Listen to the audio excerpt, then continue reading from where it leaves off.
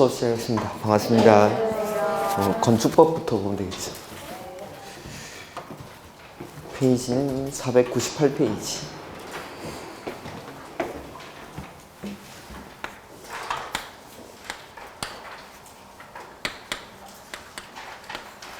건축법은 첫 번째로 적용 대상물이 나옵니다.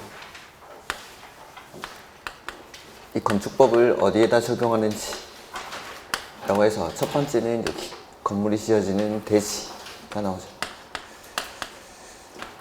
그 다음에 두 번째는 건물입니다. 건물. 그래서 건물에다가 건축법을 적용을 하고, 세 번째는 건물에 설치하는 설비들이 있습니다. 그 다음에 네 번째는 건축법에 적용을 받는 일부 공작물들이 있죠. 이러한 것들에다가 건축법을 적용을 합니다. 그 다음에 두 번째는 이 적용 대상물에 대해서 어떠한 행위를 할 때 적용 행위가 나오죠. 어떠한 행위를 할 때 건축법을 적용할지 해서, 첫 번째는 건축법이니까 건축할 때 건축법을 적용을 하고, 두 번째는 대수선, 그 다음에 세 번째는 용도 변경, 이러한 행위들을 할 때 건축법을 적용하게 됩니다. 그 다음에 세 번째, 적용 대상물에 대해서 건축하거나 대수선할 때 어떠한 규제를 받는지가 나오는데, 첫 번째는 건축하거나 대수선할 때 원칙적으로 허가받고 합니다. 이걸 이제 건축 허가라고 하는 거고, 두 번째는 일부는 신고하고 지을 수 있는 건물이 있습니다. 그 다음에 세 번째, 국가나 지자체가 건물을 지으려고 할 때는 허가나 신고에 가름해서 협의를 합니다. 이게 이제 협의 대상 건축물. 그 다음에 네 번째는 가설 건축물인데, 이 가설 건축물에는 허가받고 짓는 가설 건축물이 있고 신고하고 짓는 가설 건축물이 있습니다. 그 다음에 허가나 신고를 하고 공사가 완료가 되고 나면 마지막에 건물을 쓰기 전에 사용 승인을 받고 건물을 씁니다. 이렇게 이러한 규제를 받으면서 건물이 지어지는 거죠. 자, 이제 실제로 건물을 짓습니다. 여기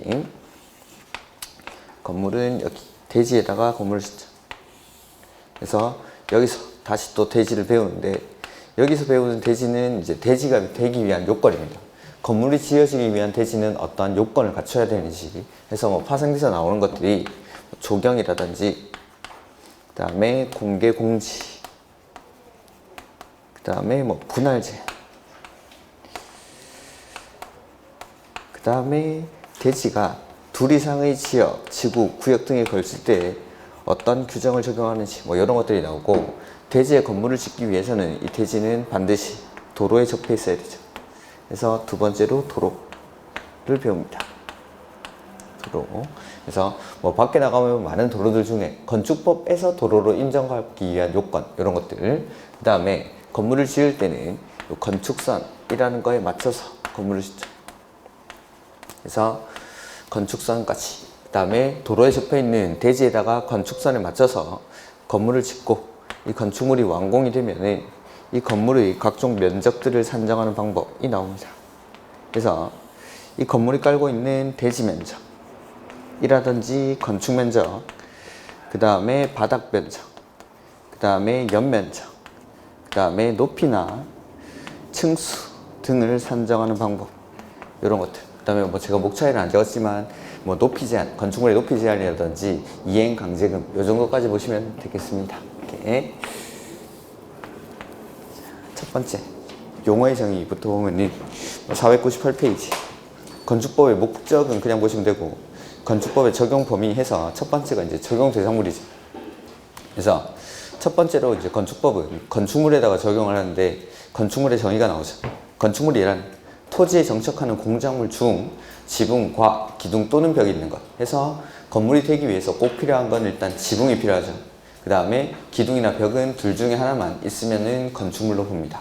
그 다음에 이에 딸린 시설물 해서 대문이나 담장 같은 것들을 말하고, 지하나 고가의 공작물에 설치하는 사무소, 공연장, 점포, 차고, 창고, 사무소, 공연장, 점포, 차고, 창고, 사무소, 공연장, 점포, 차고, 창고, 이런 것들 계속 외울 때까지 하는 거죠. 이렇게 사무소, 공연장, 점포, 차고, 창고, 지하나 고가의 공작물에 설치하는 사무소, 공연장, 점포, 차고, 창고, 이런 것들까지 건축물이라고 한다라는 거. 근데 가로 이번에 건축법을 적용하지 않는 건축물이라는 게 나오죠. 그래서 얘네는 건축물이긴 하지만 건축법은 적용하지 않겠다라는 거. 그래서 첫 번째가 문화재 보호법에 따른 지정문화재나 임시지정문화재. 이렇게. 그 다음에 철도나 궤도, 선로, 부지에 있는 다음의 시설 해서 운전 보안 시설. 그 다음에 선로 위나 아래를 가로지르는 보행 시설. 그 다음에 플랫폼, 해당 철도 사업용 급수, 급유, 급탄 시설 이런 것들. 그 다음에 세 번째 고속도로 통행 후 징수 시설. 그 다음에 컨테이너를 이용한 간이 창고, 임대에 공장의 용도로만 사용하는 대지에 설치하는 것으로 이동이 쉬운 것만. 그 다음에 하천구역 내에 있는 수문조작시. 얘네들은 건축법을 적용하지 않는다라는 거죠. 해서 그 498페이지 옆에 작은 글씨 잠깐 볼까요? 그러니까 전통 사찰, 전통 건조물 뭐 이런 것들. 그러니까 문화재이어야 적용을 안 하는 거지 오래됐다라고 해서 무조건 적용하지 않는 건 아닙니다. 이렇게. 그 다음에 철도 역사, 그러니까 광명역 역사 이런 것들에는 당연히 건축법을 적용을 합니다.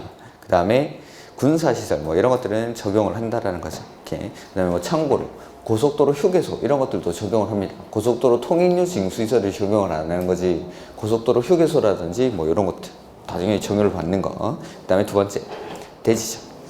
대지란 공간정보 구축 및 관리에 관한 법률에 따라 각 필지로 나눈 토지를 말한다.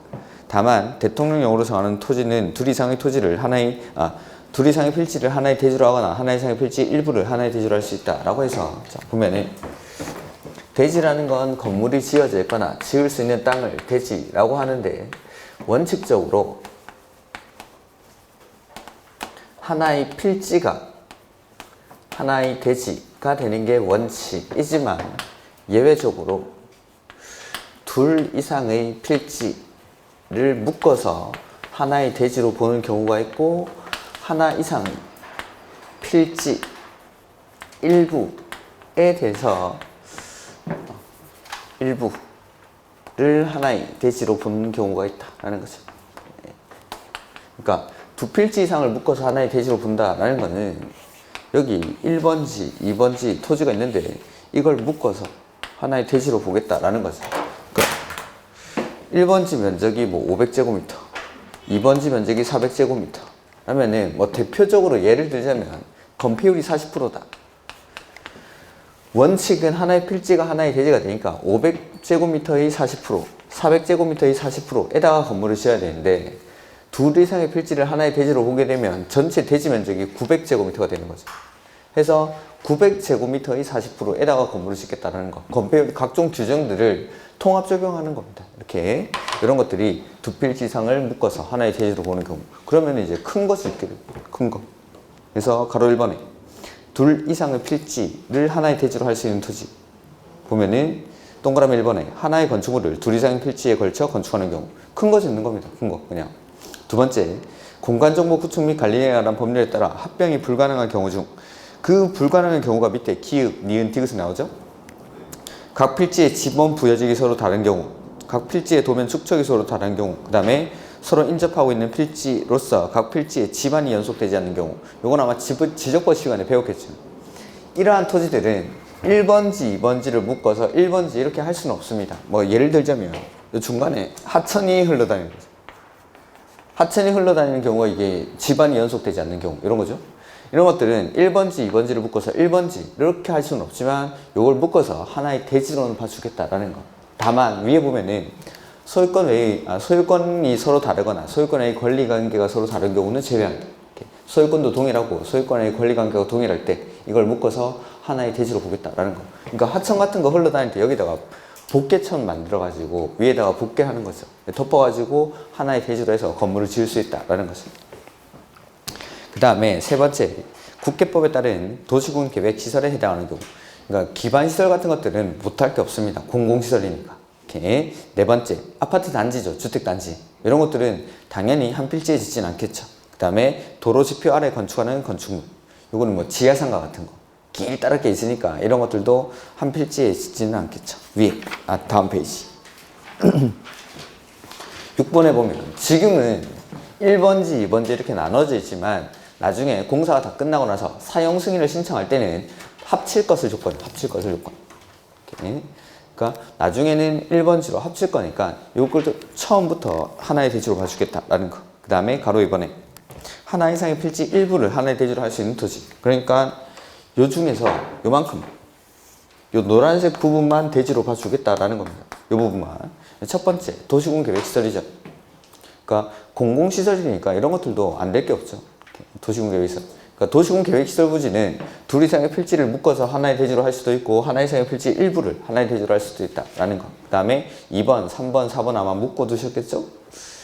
그래서 요 부분만, 그러니까 전용이라는 게 용도를 바꾼다 이 말이죠. 전용이라는 게 농지에서, 산지에서 이런 것들을 농지 아닌 걸로, 산지 아닌 걸로 용도를 바꾸는 겁니다. 그러니까 농지나 산지일 때는 개발을 할 수 없다가 전용을 받으면은 그 부분에 대해서만 대지로 봐주겠다라는 거죠. 농지 전용 허가, 산지 전용 허가, 개발행위 허가를 받았을 때. 이렇게. 그 다음에 5번. 사용 승인을 신청할 때. 지금은 1번지지만 사용 승인을 신청할 때는 이 토지랑 이걸 다시 1-1번지 이렇게 분할을 하겠다라는 겁니다. 이렇게 나눌 것을 조건. 그럴 때는 나눌 것을 조건은 이 부분만 하나의 대지로 봐준다라는 거. 이렇게. 그래서 원칙은 하나의 필지가 하나의 대지가 된다라는 거. 지번 부여 지역별로 하나의 대지로 보는 건데 둘 이상의 필지를 묶어서 하나의 대지로 보는 경우가 있고 하나 이상의 필지 일부를 하나의 대지로 보는 경우가 있다라는 거. 그 다음에 설비는 시험이랑 크게 관련이 없으니까 참고로 보셔도 상관은 없습니다. 그 다음에 네 번째, 건축법에 적용을 받는 일부 공작물이라는 게 있죠. 얘네들은 건축법에 적용을 받기 때문에 그냥 지으면 안 되고 신고를 하고 지어야 되는데 지금 여기 우리 책에는 없는데 다음에 한번 기출문제 풀면서 한번 말씀드릴 건데, 자, 옹벽이나 담장 이런 것들은 얼마를 넘죠? 2m를 넘는. 그 다음에 광고탑, 광고판 이런 것들은 4m를 넘는. 그 다음에 장식탑, 그 다음에 기념탑, 그 다음에 첨탑. 이건 얼마죠? 4m. 그 다음에 태양에너지를 이용한 발전 설비, 태양에너지를 이용한 발전 설비 이런 것들은 5m를 넘는. 그 다음에 굴뚝 6m, 굴뚝은 6m. 그 다음에 철탑, 그 다음에 통신용 철탑 이런 것들도 6m. 그 다음에 고가수조는 8m. 고가수조는 8m. 그 다음에 지하대피호는 30제곱미터. 그 다음에 기계식 주차장이나 철골 조립식 주차장으로서 외벽이 없는 것은 8m 이하. 요거는 이하. 나머지는 싹 다 넘는데 요거 하나만 이하 해서 요거는 뭐 외우시는 수밖에 없습니다. 그래서 옹벽이나 담장 이런 것들은 2m를 넘는. 그 다음에 광고탑, 광고판은 4m. 그 다음에 장식탑, 기념탑, 첨탑 각종 탑들도 4m를 넘는. 그 다음에 태양에너지를 이용한 발전 설비는 5m. 그 다음에 굴뚝 6m. 그 다음에 철탑, 통신용 철탑. 요 탑이랑 구분해야겠죠. 그래서 철로 만들어진 탑들. 철로 하죠, 철. 철은 또 6m. 그 다음에 고가수조는 8m. 요까지. 그 다음에 요 두 가지는 좀 따로 기억하시고. 그래서 지하대피호는 30제곱미터를 넘는. 그 다음에 기계식 주차장이나 철골 조립식 주차장으로서 외벽이 없는 것은 8m 이하. 그래서 옹이, 광사, 탑사, 태오, 불육, 철육, 고팔 이렇게.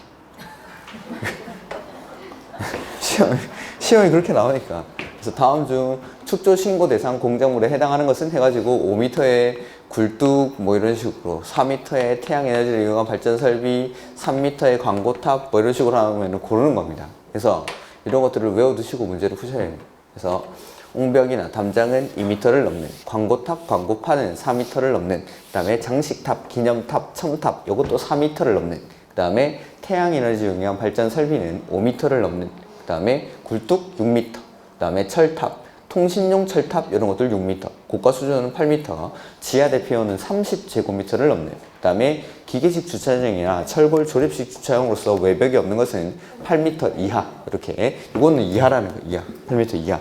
이건 좀 주의하시고. 네. 이런 것들이 이제 건축법 적용 대상물입니다. 적용 대상물. 이러한 적용 대상물에 대해서 이제 어떠한 행위를 할 때 건축법을 적용하는지가 나오죠. 그래서 밑에 적용 대상 행위 해서 첫 번째가 건축.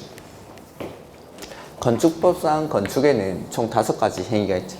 그래서 건축이라고 해서 건축에는 신축, 그 다음에 증축, 그 다음에 개축, 그 다음에 재축, 그 다음에 이전, 이렇게 5가지 행위로 구분하죠. 자, 신축은 원래 없었는데 뭐 만들어내는 게 신축이죠. 그 다음에 증축은 원래 있었는데 이게 커지면 증축. 그 다음에 개축은 원래 있던 게 해체합니까? 멸실됩니까?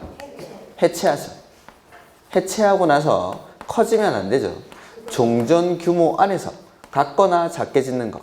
요게 개축. 그 다음에 재축은 원래 있던 게 멸실되죠. 자연재해 등으로 멸실되고 나서 역시 같거나 작게 짓는 거. 종전 규모 안에서 새로 짓는 거. 그 다음에 이전은 주요 구조부를 해체하지 아니하고 같은 대지입니까? 다른 대지입니까? 같은 대지에서 다른 위치로 옮기는 거. 이런 것들을 이전이라고 하죠. 전통적으로 시험에 많이 나왔던 거는 이전. 주요 구조부를 해체하지 아니하고인데 해체하고 뭐 이렇게 내고, 그 다음에 같은 대지인데 다른 대지 이런 식으로 바꿔내고, 이렇게. 그 다음에 이런 기본적인 개념들은 너무 쉽기 때문에 시험에는 잘 안 나오는데 일단은 좀 보셔야 되는 게, 신축이란 건축물이 없는 대지에 새로 건축물을 축조하는 것, 이런 것들이 신축인데, 가로 안에 부속 건축물만 있는 대지에 새로 주된 건축물을 축조하는 것을 포함이라고 돼 있죠. 요거는 그러니까 부속 건축물만 있는 대지에 새로 주된 건축물을 축조하는 것은 신축으로 보겠다라는 겁니다. 이게 왜 특이한 건지는 조금 이따가. 그 다음에 개축, 재축하는 것은 제외한다라고 돼 있고, 증축은 보면은 기존 건축물이 있는 대지에서 건축물의 건축면적, 연면적, 층수, 높이 늘어나면 증축. 자, 그래서 보면은 원래 건물이 있는데, 대지가 있는데 대지 위에 이런 창고 같은 게 하나 있었다라고 해보죠. 그리고 옆에다가 주된 건축물을 하나 건축을 하는 겁니다. 이렇게. 자, 이 대지 안에 건물이 이렇게 두 동이 있으면은 연면적을 산정할 때는 이 건물, 연면적을 통산해야 됩니다. 더해야 됩니다. 그러니까 이 건물이 있던 대지에다가 이 건물을 지으면은 결과적으로는 연면적이 증가한 겁니다. 연면적이 증가하면은 원칙적으로는 증축으로 보겠다라는 거죠. 건축면적, 연면적, 층수, 높이가 늘어나면 증축인데, 부속 건축물만 있는 대지에다가 새로 두 번째로 주된 건축물을 이렇게 건축하게 되면은 요거는 연면적이 늘어났다 하더라도 신축으로 보겠다라는 겁니다. 이렇게. 그래서 요게 이제 좀 특이한 거죠. 그 다음에 가로 3번에 개축. 이란 기존 건축물 전부 또는 일부를 해체하고 그 대지에 종전과 같은 규모에서 건축물을 다시 축조하는 거. 이렇게. 그래서 전부 또는 일부를 해체한다는 거. 그 다음에 가로 안에 보면은 내력벽, 기둥, 보, 지붕틀 중 셋 이상을 포함하는 경우를 말한다라고 돼 있죠. 그것도 밑줄 해놓죠. 혹시 모르죠. 내력벽, 기둥, 보, 지붕틀 중에 셋 이상을 해체하고 다시 축조하는 거. 그 다음에 재축. 이란 건축물이 천재지면이라 그 밖에 재해로 멸실되고 나서 다음의 요건을 모두 갖추고 다시 축조하는 것 해서 다음의 요건들이 종전규모 이하, 종전규모 이하, 종전규모 이하 이렇게 되죠. 이렇게. 그 다음에 이전. 이란 건축물의 주요 구조부를 해체하지 아니하고 같은 대지에서 다른 위치로 옮기는 것을 이전이라고 하죠. 그 다음에 하나만 더 추가적으로. 원래 건물이 있었는데 이 건물의 전부 또는 일부를 해체하거나 멸실하고 나서 종전규모 안에서 새로 지으면 개축이나 재축이 되는 거죠. 종전규모 안에서. 근데 이 전부나 일부를 해체하거나 멸실하고 나서 종전보다 크게 지으면 어떻게 할 거냐라는 거죠. 그래서 전부를 해체하거나 멸실하고 나서 더 크게 지으면 이건 뭐라고 했죠? 신축. 근데 일부를 해체하거나 멸실하고 나서 더 크게 지으면 증축. 이렇게. 이런 것들. 전부를, 그러니까 전부가 없어지고 원래 건물이 있었는데 이 건물의 전부를 해체하거나 멸실하고 나서 종전보다 더 커지면은 이거 없던 데서 새로 지은 거나 마찬가지니까 신축. 근데 일부만 해체하거나 멸실하고 나서 종전보다 더 크게 지으면은 요만큼 있던 데서 이렇게 커졌으니까 요거는 증축으로 보겠다라는 거. 요런 것들까지. 그런 것들까지. 그래서 기본적인 개념에다가 이런 것들을 더 이제 추가를 하셔야 됩니다. 그 다음에 이제는 뭐 시험에 너무 많이 나왔으니까 이때까지 이런 것들. 요게 이제 건축이죠, 건축. 이렇게. 그 다음에 두 번째가 대수선이죠. 대수선. 거기 박스에 있는 것들을 정리를 좀 해보죠. 보면은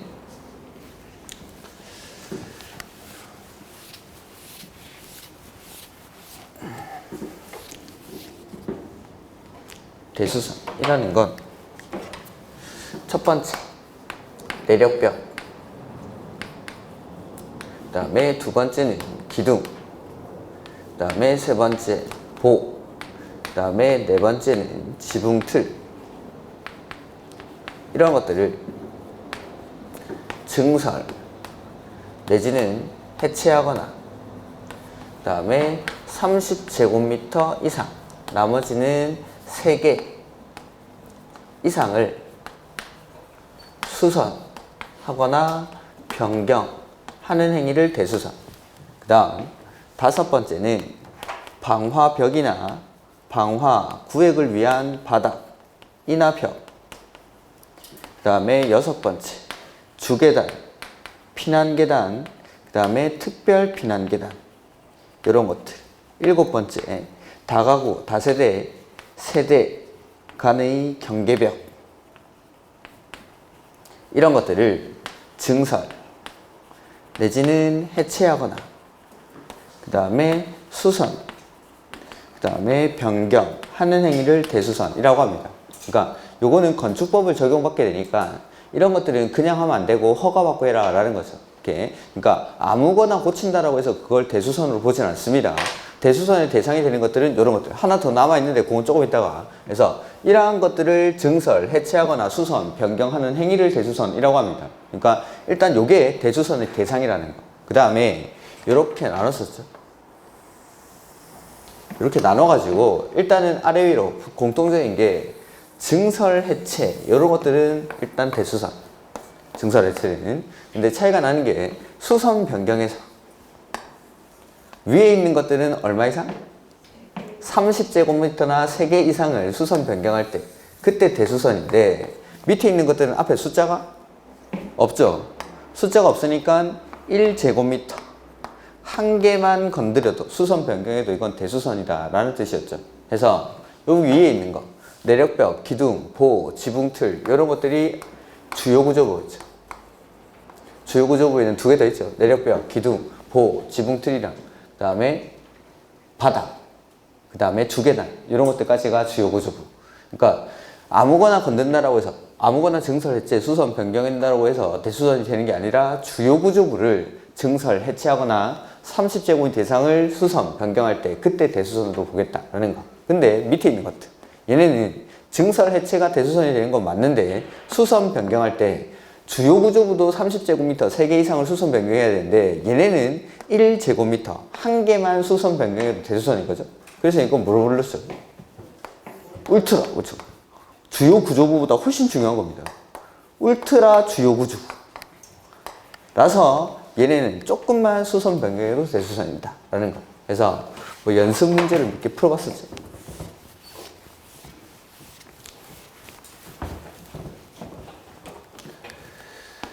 내력벽을 25제곱미터 증설하는 거. 그 다음에 기둥을 2개 수선하는 거. 그 다음에 방화벽을 10제곱미터 변경하는 거. 자, 요거 가지고 한번 해보죠. 내력벽을 25제곱미터 증설하면 이건 대수선입니까?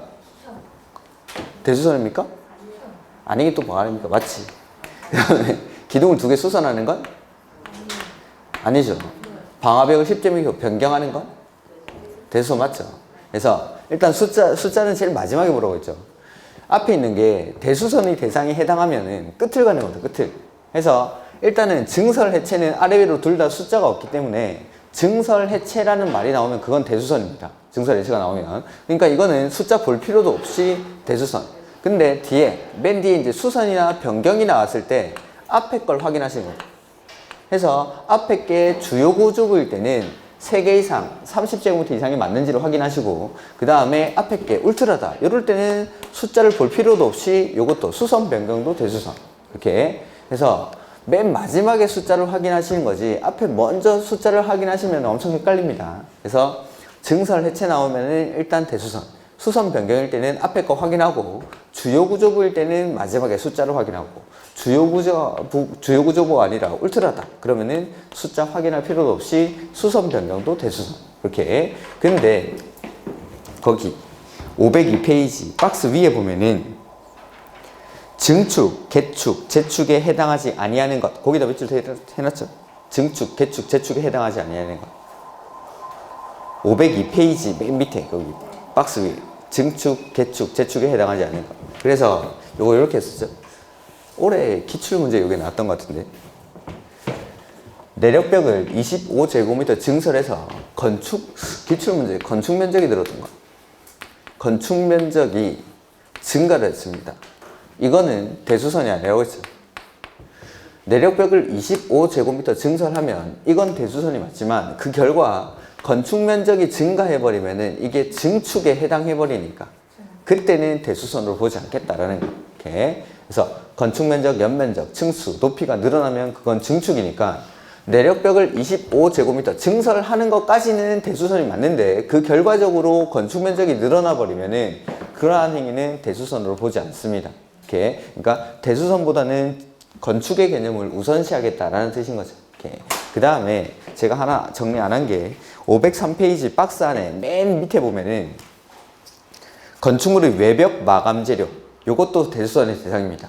외벽 마감 재료를 증설, 해체하거나 30제곱미터 이상을 수선 변경하는 것 역시 대수선. 그래서 일단은 요것들이 주로 나오는데 뭐 기출문제 건축물의 외부 형태를 변경하는 행위는 대수선에 해당하지 아니한다 뭐 이런 식으로 나온 적이 있는데 아닙니다. 외부 형태를 변경하는 행위도 대수선에 해당합니다. 이렇게 이런 것들. 이렇게. 그 다음에 세 번째 용도 변경에 관해서는 후수람이라고 돼 있는데 저는 그냥 지금 보겠습니다. 용도 변경 저 뒤쪽에 나오는데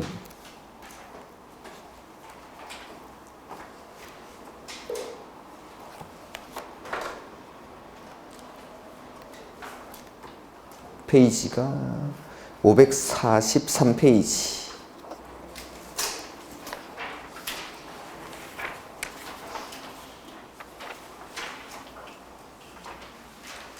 (543페이지) 보면은 이제 용도 변경이라고 돼 있죠. 그래서 뭐 용도 변경의 개념이라는 건데 건물의 용도, 쓰임을 바꾸는 겁니다. 그래서 D페이지 보면은 건축물의 용도별 건축물의 종류라고 돼 있죠. 그래서 쭉쭉쭉쭉쭉 나오는데 이걸 뭐 기본서로 다 보기는 좀 힘드니까 요거는 제가 5월달에 시험에 나올 만한 것들을 좀 프린트로 정리를 해서 나눠드리겠습니다. 뭐 정리한다라고 해서 양이 작진 않습니다. 작진 않은데 좀 비교할 만한 것들을 묶어가지고 정리를 할 겁니다. 일단 그거 놔두시고 그거는 뭔지는 조금 있다가 553페이지 보면은 개념 플러스에 거기 표가 하나 나옵니다. 553에 그걸 제가 외우시라고 했죠. 자, 보면은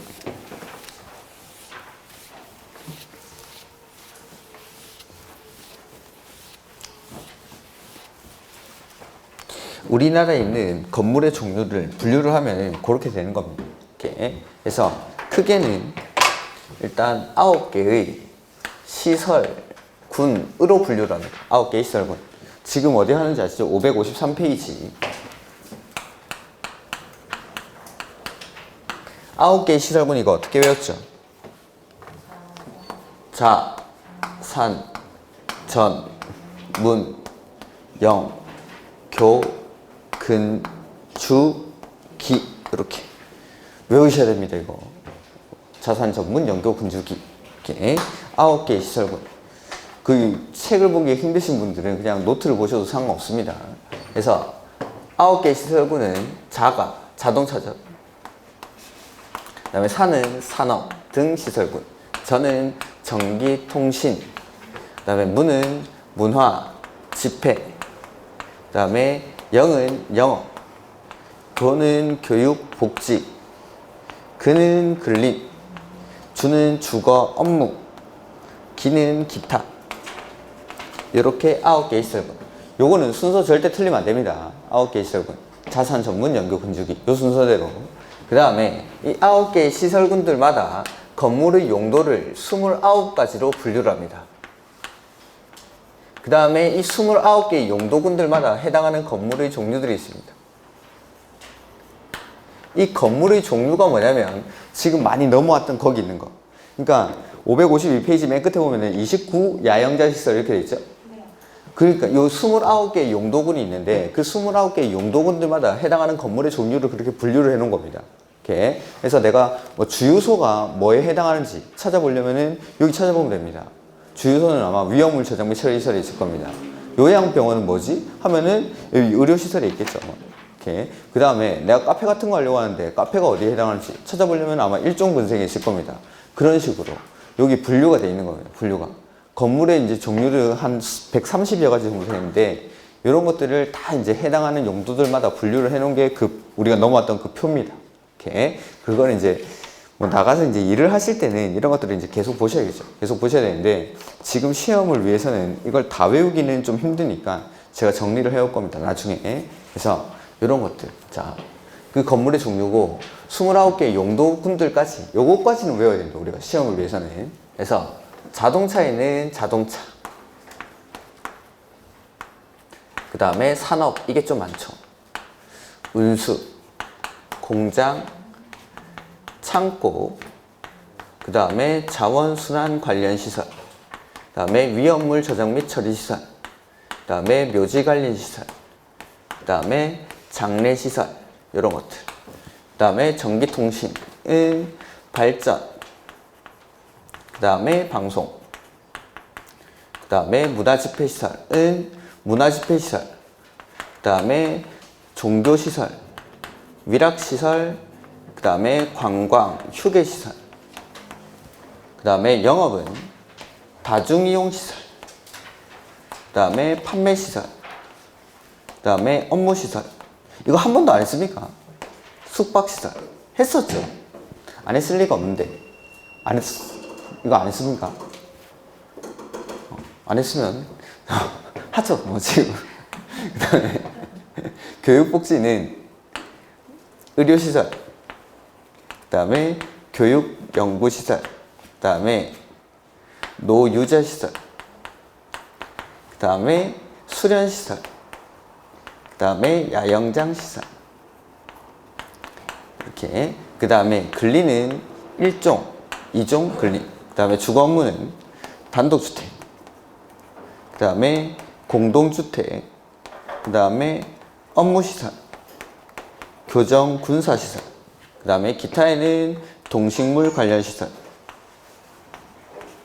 당근마켓이 그런 걸 수업 시간에 당근마켓 이런 거 하고 있고 뭘 그렇게 또 올려시길래 이렇게 29개 시설. 그래서 요게 표입니다. 그리고 표를 옮기면 이렇게 되는 거죠. 제가 카톡은 들어봐서 당근마켓은 또 처음 들어보네. 자, 이렇게 해가지고 요걸 이제 용도를 바꾸는 거죠. 뭐 다중에서 발전으로, 방송에서 자원으로, 자원을 관광으로, 관광을 업무로, 업무를 노예자로, 노예를 공동으로, 공동을 발전으로, 발전을 자동차로 바꿀 때 이걸 허가받고 하는지 신고하고 하는지 이런 것들을 용도 변경이라고 하는 겁니다. 그러니까 우리가 밖에서도 뭐 많이 보이죠. 이런 것들. 무슨 길 이런 것들 보면은 물레동 이런 데 가면은 소규모 공장들이 되게 많았었는데 그 공장들을 이제 인테리어 바꿔가지고 카페라든지 맛집 음식점으로 바꾸죠. 공장을 음식점 이런 걸로 바꿀 때 허가받고 하는지 신고하고 하는지 이런 것들이 용도 변경입니다. 용도 변경. 그리고 뭐 최근에 뭐 무슨 길, 뭐 동네마다 무슨 길 다 있죠. 그런 길들. 단독주택이었는데 이걸 카페로 바꾸고 하는 겁니다. 이런 것들 할 때 허가받고 하는지 신고하고 하는지 이게 용도 변경입니다. 그러니까 실제로 많이 쓰이는 만큼 시험에서도 자주 출제가 되는 것들입니다. 이게. 그래서 밑에 있는 시설군에서 위에 있는 시설군으로 올라갑니다. 이렇게 방향이.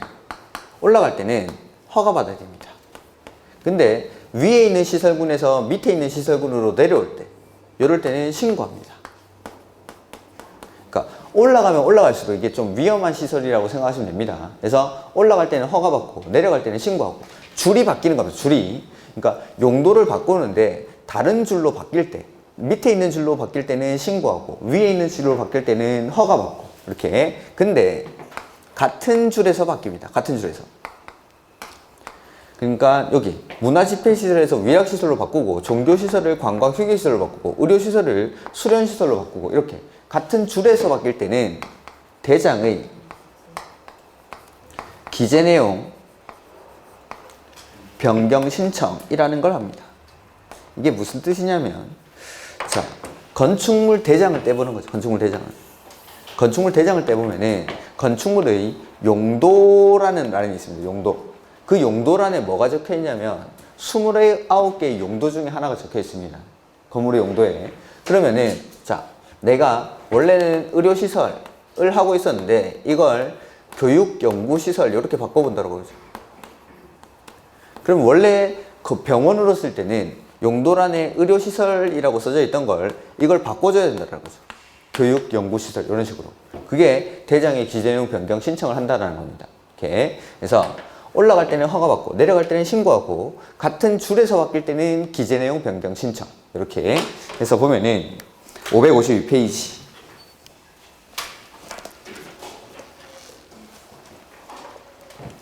사용 승인을 받은 건축물의 용도를 변경하고자 하는 자는 다음의 구분에 따라 국토교통부로 용어를 정하는 바에 따라 시장, 군수, 구청장에게 허가받거나 신고. 시장, 군수, 구청장도 밑줄을 넣죠. 허가권자죠. 허가권자한테 허가받거나 신고를 해야 됩니다. 이렇게. 그래서 허가 대상에서 그냥 옆에다가 화살표를 해놓으십시오. 이렇게 위로 올라가는 방향으로 화살표를. 이렇게. 허가 대상은 위로 올라갈 때. 그래서 상위군에 속하는 용도로 바꿀 때.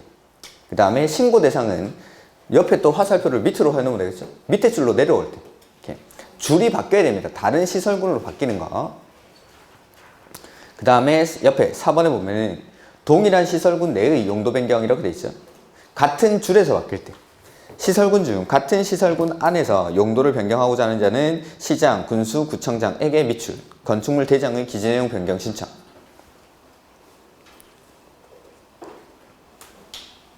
다만 대통령령으로 정하는 변경의 경우라고 해서 별표 1의 같은 호에 속하는 건축물 상호간의 용도 변경. 같은 호에 속하는 게 같은 용도 군 내에서의 변경 이렇게 써주죠.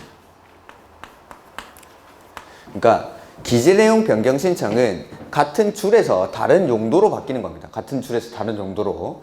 근데 같은 용도 안에서 바뀐다는 건 같은 종교시설 안에서 바뀌고 같은 의료시설 안에서 바뀌고 이걸 말하는 겁니다. 예를 하나 들어볼까요? 한 교회가 하나 있는데 스님이 이 교회 앞을 지나가는 거예요. 마침 주말에. 와, 교회 신도가 엄청 많은 겁니다. 교회가 막 성금도 되게 많이 거치고 그런 교회인 거죠.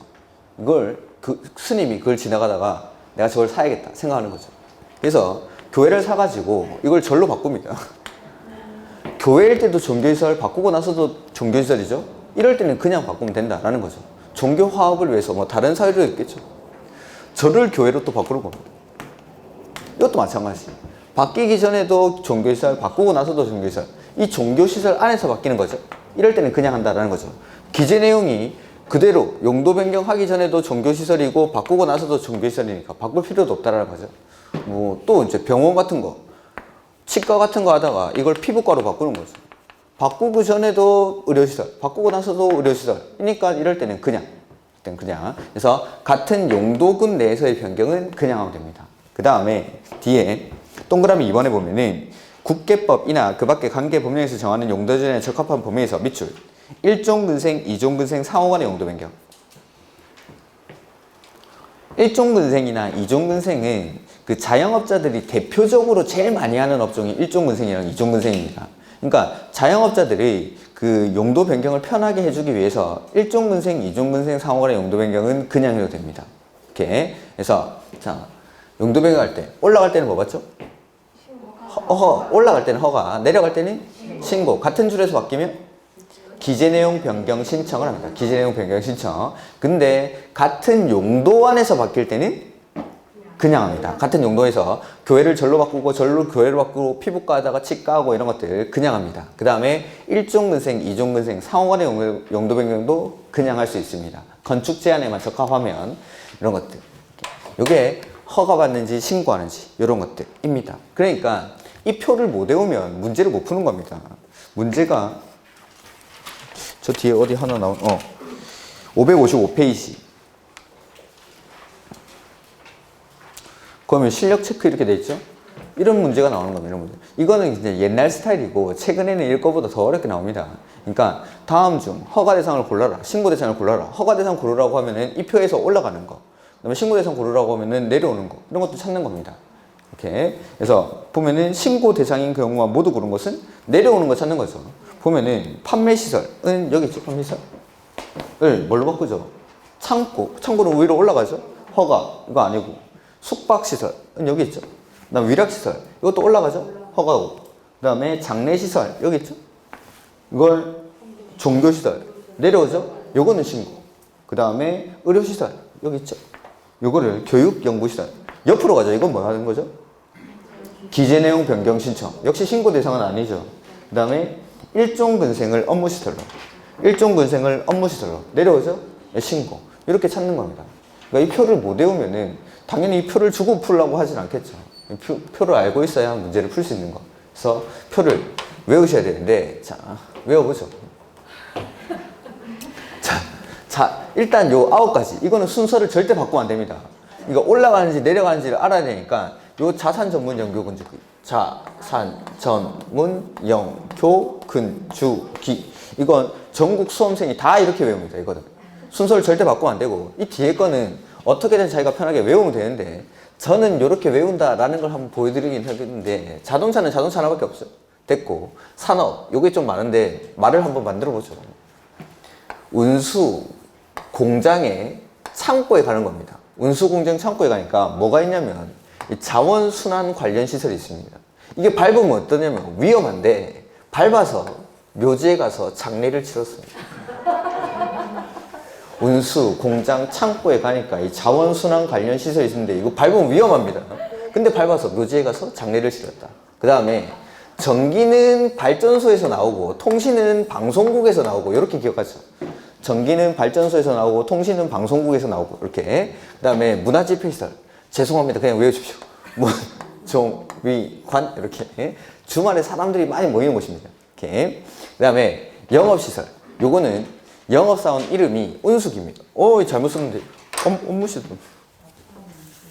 운동시설.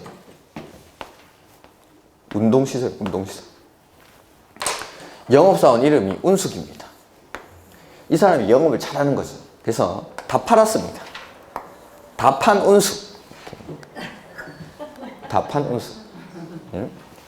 그 다음에 교육복지. 막 가르치는 일도 하고, 막 아픈 사람 고쳐주기도 하고. 이런 데가 대학병원입니다. 대학병원. 인턴 레지던트 가리키고 아픈 사람 오면 고쳐주고 교육복지. 대학병원에 가면 누가 있냐면 의대, 교수, 노, 교수님이 계시죠. 근데 이 야영장이 새로 생기면서 이 야자를 붙여줘야 됩니다. 의대 교수, 노 교수야? 이렇게. 의대 교수, 노 교수야? 그 다음에 뭐 근리는 1종, 2종밖에 없으니까 그냥 외우시고. 그 다음에 주거 업무. 집에서 일을 하니까 이 재택근무죠. 재택근무를 하는데 아들내미가 칭얼칭얼대는 겁니다. 그 아들내미가 뭐냐면 단공입니다. 단공.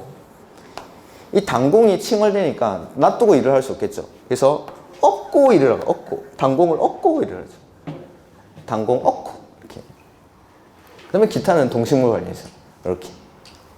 하나 팁을 드리자면 요 세 줄 집중적으로 쓸지라면 집중적으로. 물론 이 세 줄만 외운다라고 해서 문제를 풀 수 있는 건 아닙니다. 이 세 줄만 외운다고 문제를 풀 수 있는 건 아니고, 그러니까 다른 데서 출발해서 이쪽으로 들어오고 이쪽에서 출발해서 다른 데로 나가고, 아까도 보면은 문제 보면은 요 안에 되게 많이 걸칩니다. 문제들이. 그러니까 요 세 줄이 집중적으로 많이 나오고, 그 다음에 나머지도 당연히 외우셔야 됩니다. 그 다음에 다중이용시설, 요거는 이제 고시원인데 그 고시원이 원래는 이종근생입니다. 이종근생. 근데 이 이종근생 중에서 고시원 같은 데서는 인명사고 같은 게 많이 나더라는 거죠. 화재 같은 게 발생하면. 그래서 용도 변경을 좀 더 어렵게 하기 위해서 위로 올려놓은 겁니다. 고시원이 500제곱미터 미만인 것들은 이종근생인데 500제곱미터 이상이 되면 이게 숙박시설로 바뀝니다. 그러니까 숙박시설이랑 같은 등급으로 올려놓은 겁니다.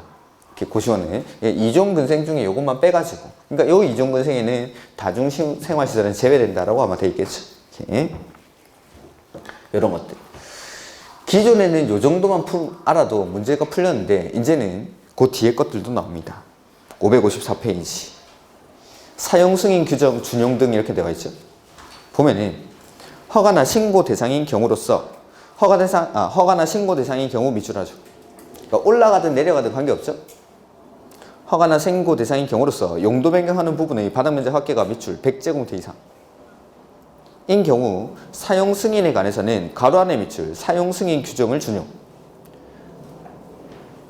그러니까 허가 대상이든 신고 대상이든 간에 용도 변경하는 부분의 바닥 면적 확대가 100제곱미터 이상이다 라고 하면은 그때는 용도 변경하고 나서 건물 그냥 쓰면 안 되죠. 사용 승인 받고 건물 써야 됩니다. 사용 승인 받고. 다만 용도 변경하는 부분의 바닥 면적 확대가 미출 500제곱미터 미만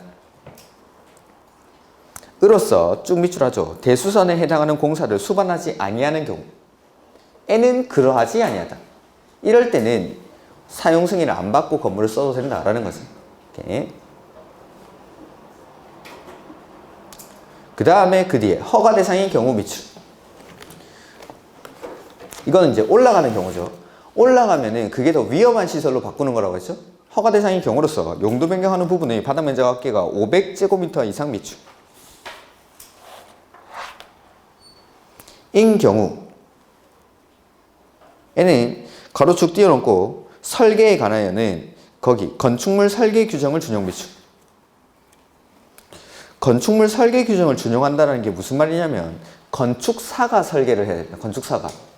이렇게 원칙적으로 허가 대상이나 신고 대상인 건축물은 건축사가 설계하게끔 되어 있습니다. 그게 건축법 23조인데 그 건축사 설계에 관한 규정을 준용한다는 거. 위험한 걸로 바꾸면서 면적도 500제곱미터 이상이나 되니까 이럴 때는 건축사가 설계하게끔 하겠다라는 거죠. 요거. 이렇게. 자, 다시 허가 대상이든 신고 대상이든 간에 용도 변경하는 부분의 바닥 면적 합계가 얼마죠? 100제곱미터 이상일 때는 사용 승인에 관한 규정을 준용하죠. 다만 용도 변경하는 부분의 바닥 면적 합계가 500제곱미터 미만으로서 대수선에 해당하는 공사를 수반하지 아니하는 경우에는 그러하지 아니하다라는 거. 그 다음에 허가 대상인 경우로서 올라가는 경우로서 용도 변경하는 부분의 바닥 면적 합계가 얼마죠? 500제곱미터 이상인 경우에는 건축사 설계에 관한 규정을 준용합니다. 건축사가 반드시 설계를 해야 됩니다. 이렇게 이런 것들. 그 다음에 다시 앞으로 넘어가 보시죠. 그래서 용도 변경에서는 일단은 이 표가 기본적으로 외워져야 문제를 풀 수가 있겠죠. 이거 천천히 외우십시오. 천천히. 근데 너무 천천히 외우면 안 됩니다. 이게 시험에 임박하면은 이렇게 양이 많은 것들은 마음이 급해서 잘 안 외워집니다. 그래서 조금 이제 시간이 있을 때, 이럴 때 천천히 외워두시는 겁니다. 그 다음에 503페이지 와보시면은 적용 대상 지역이라는 게 나와서 적용 대상 지역. 그래서 건축법은 어디에서 건축법을 적용하는지에 관한 내용입니다. 이렇게. 보면 도시지역, 지구단위 계획구역, 그 다음에 동 또는 읍지역 이런 데서는 건축법을 100% 다 적용합니다. 그래서 여기를 전면적 적용지역 이렇게 부릅니다. 도시지역이랑 지구단위 계획구역, 동 또는 읍지역 이런 데. 근데 도시지역도 아니고 지구단위 계획구역도 아니고 동 또는 읍지역도 아닌 지역. 여기 어디죠? 도시지역도 아니고 지구단위 계획구역도 아니고 동 또는 읍지역도 아닌 지역. 이 어디냐면 강원도 평창군 위지면 토수리 저 산골짜기입니다. 이런 데서는 일부 규정을 적용하지 않습니다. 그게 거기 밑에 일부 조항 적용 배제 이렇게 돼 있죠? 아마 다음 페이지에 적용 안 되는 다음 페이지 나오죠. 그래서 첫 번째는 대지와 도로와의 관계. 이게 뭐냐면 대지에 건물을 건축하기 위해서는 대지는 도로에 2m 이상 접할 것을 요건으로 합니다. 2m 이상 접해 있어야 대지 안에 있는 건물에 출입할 수 있으니까. 근데 여기는 저 뒷산 넘어서도 올 수 있고 건물에 출입하는데 별로 지장이 없습니다. 접하지 않더라도. 그래서 이런 것들은 적용하지 않는다. 그 다음에 두 번째, 도로의 지정, 폐지, 변경 이런 것들. 이건 뭐냐면 도로를 지정하거나 폐지하거나 변경할 때 이해관계인에게 동의를 받아야 됩니다. 지금 페이지가 503, 504 하고 있죠. 503 페이지 하고 있었는데 504 페이지로 넘어왔습니다. 자, 도로를 지정하거나 폐지하거나 변경할 때는 이해관계인의 동의를 받아야 된다라는 겁니다. 자, 폐지하거나 변경할 때 이 도로를 원래 있던 도로를 없애려고 합니다. 그때 이해관계인이 누굴까요? 도로 쓰고 있는 사람들, 마을 주민들이겠죠. 그 쓰고 있는데 도로를 없애겠다니까 그럴 때는 그 이해관계인한테 동의를 받고 없애라는 겁니다. 근데 강원도 평창군 위지면 토수리에서 이 도로를 쓰고 있는 사람들 누굴까요? 그렇죠. 고라니, 오소리, 멧돼지 했네. 이런 사람들한테는 동의를 받기 힘드니까 이거 적용 안 한다고. 그 다음에 건축법, 건축선에 관한 규정. 그러니까 보행이나 자동차 통행에 방해가 될까봐 건축선에 맞춰서 건물을 지으라는 건데 여기는 사람도 잘 안 다니고 차도 잘 안 다니니까 건축선에 관한 규정을 적용하지 않는다라는 거. 그 다음에 방화지구, 연소의 위험이 차단이 되어 있죠. 그 다음에 다섯 번째는 분할제, 주거지역 60, 상업공원 150, 녹지 200, 기타 60 이런 분할 제한 규정 이런 것들도 적용하지 않겠다라는 겁니다. 이렇게 그래서 저 산골짜기에서는 이런 규정들을 적용하지 않는데 뭐 건폐율, 용적률, 높이, 건폐율이나 용적률 내지는 높이 이런 것들까지 적용을 안 하는 건 아닙니다. 저 산골짜기에서도 이런 것들이 적용 지역들, 그 다음에 그 적용의 특례라고 되어 있는데 이건 됐습니다. 이건 됐고 건축법상 주요 개념이라고 해서 용어의 정의 몇 가지가 나오는데 지하층이죠. 지하층은 건물의 바닥이 지표면 아래에 있는 층으로서 바닥에서 지표면까지의 평균 높이가 해당 층 높이의 얼마죠? 2분의 1 이상인 거. 그러니까 평균적으로 땅이 묻힌 부분이 더 많은 거죠. 이렇게. 그 다음에 뭐 설치 기준 이런 거 됐는데 뒤에 보면 이제 그림이 나오는데 동그라미 1번에 보면은 그림의 옆에 지하층은 바닥 면적은 연면적 산정에 있어서는 포함을 한다는 거. 연면적은 각 층 바닥 면적의 합계인데 일반적인 연면적을 구할 때는 이 지하층 면적이 포함이 되지만 용적률을 산정할 때는 지하층을 빼죠. 용적률 산정할 때.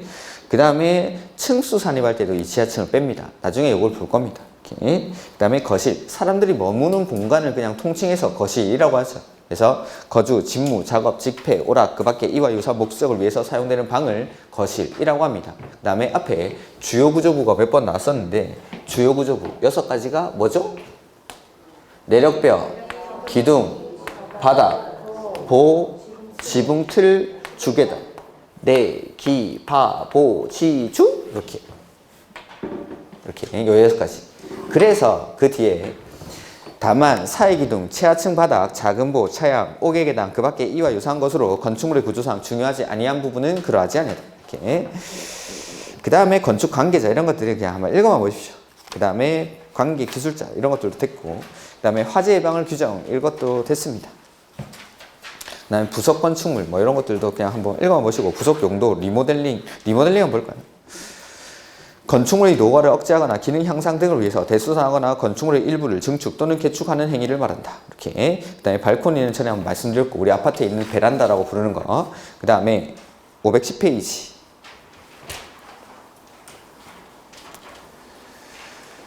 그래서 초고층 건축물, 고층 건축물, 준초고층 건축물이라는 게 있죠. 고층 건축물, 자, 맨 처음에 초고층 건축물도 나오니까 초고층 건축물은 층수가 50층. 초고층 건축물은 50층 이상 이거나 또는 높이는 200m. 그래서 건축법에서는 층의 구분이 명확하지 않을 때는 높이 4m마다 한 개의 층으로 보기 때문에 건물의 층수에다가 곱하기 4를 해주면 된다고 했죠. 그래서 높이는 200m 이상. 그 다음에 고층 건축물은 층수가 30층 이상이거나 높이는 120m 이상. 그 다음에 준초고층 건축물은 고층 건축물 중에서 초고층 건축물에 해당하지 않는 건축물을 준초고층 건축물이라고 한다는 거. 그 다음에 한옥 이런 것도 됐고 실내 건축 이런 것도 됐고 다중이용 건축물. 우리 공개공지 1, 2월 달에 했죠? 공개공지 안 했습니까? 공개공지? 했죠? 그래서 공개공지 설치 대상 건축물이라는 게 있었는데 종교시설, 운수시설, 문화집회시설, 판매시설, 업무시설, 숙박시설로 쓰는 바닥면적 합계가 5,000제곱미터 이상인 건축물에는 공개공지라는 걸 설치를 해야 됩니다. 해서 요거를 종문화 5,000원짜리 문화상품권 파는데 없어? 이렇게 했죠. 근데 이 업무시설을 의료시설 중에 종합병원 그걸로 바꾸면 그게 다중이용 건축물입니다.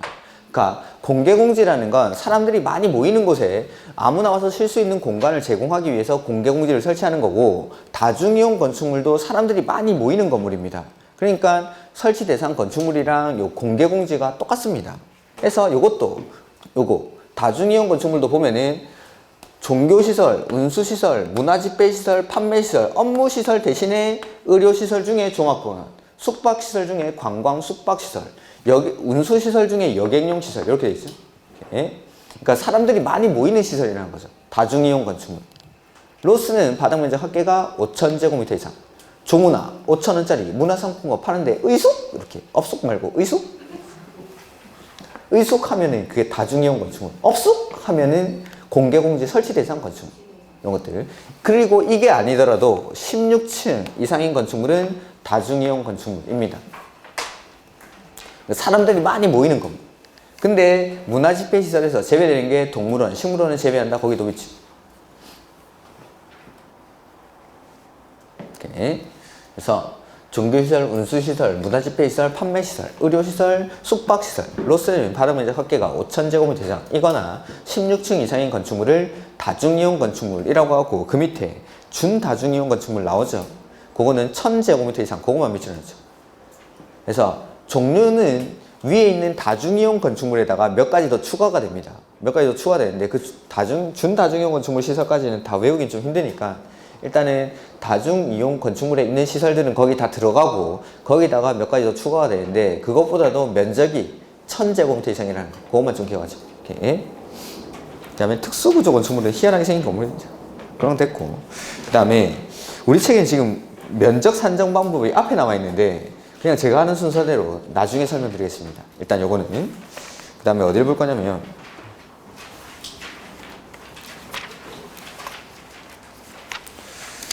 그 뒤에 안 봐야 되는 것부터 챙겨놓고 521페이지 520페이지까지는 제가 나중에 설명드릴 겁니다. 이거는 각종 면적 산정 방법이니까 521페이지에 건축위원회 나오죠?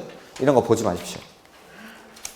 521, 522, 523, 524, 525페이지까지 싹 보지 마십시오. 그 다음에 526페이지 건축물의 건축해서 이제 건축 허가가 나왔죠. 자, 어떠한 규제를 받는지 지금까지 했던 게 적용 대상물 대지랑 건물 그 다음에 설비 일부 공작물에다가 건축법을 적용을 하고 이 적용 대상물에 대해서 어떠한 행위를 할 때 건축하거나 대수선할 때 용도 변경할 때 그때 건축법을 적용을 하겠다라는 겁니다. 그러면은 건축하거나 대수선할 때 원칙적으로 뭐 받아야 돼? 하면은 허가. 근데 용도 변경은 아까 올라갈 때는 허가받고 내려갈 때는 신고하고 같은 줄에서 바뀌면은 기재 내용 변경 신청하고 이렇게 해서 건축하거나 대수선할 때는 원칙 허가받는다라는 겁니다. 그게 이제 건축 허가인 거죠. 요거는 조금 쉬었다가 보도록 하죠.